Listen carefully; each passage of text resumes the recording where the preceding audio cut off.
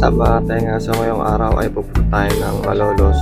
May kukunin tayong pusa na i-rescue natin. So yung pusa na to ay ang sabi sa akin ni madam ay putol daw yung kanyang paa. So ngayon ay i-rescue natin siya sa Malolos. So kaya pa tayo mga katenga. Ride safe and peace out!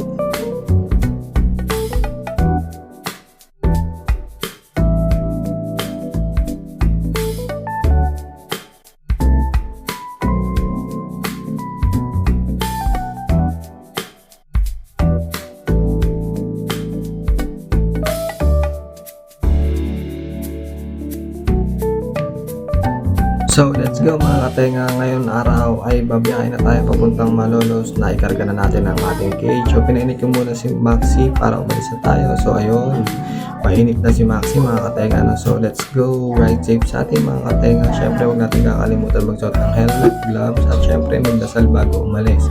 Ride safe mga katenga. So nasa Malolos na tayo mga katenga, malapit na tayo sa Barihan. So dito natin pipikapin yung ating i-rescue yung pusa. So hintayin natin si madam at palabas daw siya. So dito inaayos ko yung aking cage, tinatanggal ko na para mamaya pagtawid ni madam ay maikakarga na natin ang kanyang pusa. So yung pusa na to ay ang sabi niya sa akin ay pinagpapalo daw ng kapitbahay nila kasi nga pinipeste daw yung mga sisu. Pero sana kahit ganun ay wag nating mamaltratuin ng ating mga alagang hayop o kung may mga galaman, sana huwag nating gagawin yung mga ganun ng mga katenga. Syempre ang mga hayop ay minamahal din natin na alagaan. So ikaarga na natin si Mingming dito.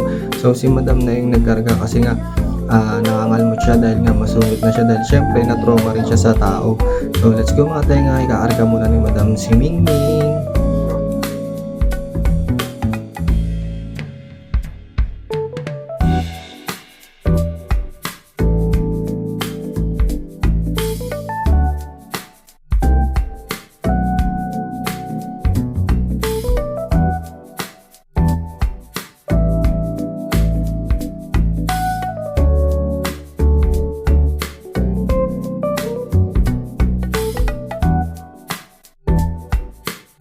So ay mga katenga, no, naikarga na natin si Mingming. So dediretso na tayo at hahanap muna tayo ng syempre kakainan dahil tanghali na rin at ako'y nagugutom na.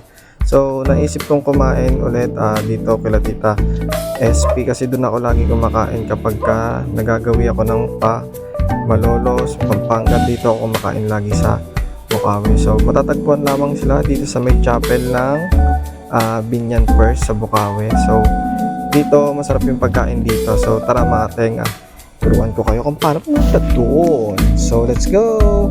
So nasa tapat lang siya ng chapel, makikita niyo naman yung chapel dito sa Binyan First.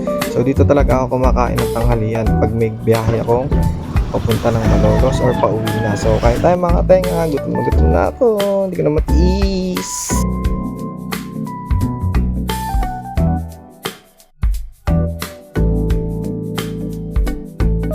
So dito no, hindi ko na talaga natiis yung aking gutom. So ang kinakain natin ay sinangag at syempre Shanghai, syempre at isang Coke. Syempre hindi mawawala yung soft drinks, no.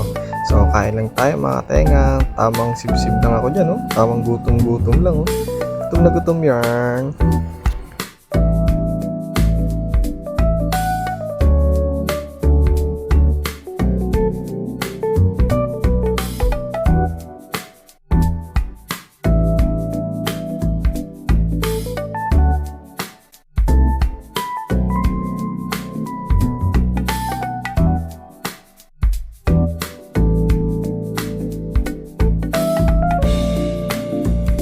So ayun na nga mga katenga, no, tapos na tayong kumain. So really na, punta na tayo ng North Caloocan. So ayun, nandito na kagad ako sa North Caloocan mga katenga, no. So nandito na tayo sa Deloso Vet Clinic sa North Caloocan. Sa Camarin lang siya mga katenga. So ibababa na natin si Mingming, papasok na natin sa loob at sila na ang magtatanggal sa kanyang travel cage. So let's go mga tenga, thank you! Mga tenga, nakapagpunta tayo dito sa Vet Clinic sa may Deloso Veterinary. So galing tayo ng Malolos, Bulacan, hinarap natin dito sa North Caloocan. So success na ang ating mission. Let's go. Ride safe and peace out. Kindly message me for more details of pet transport, and also don't forget to like, share, and follow.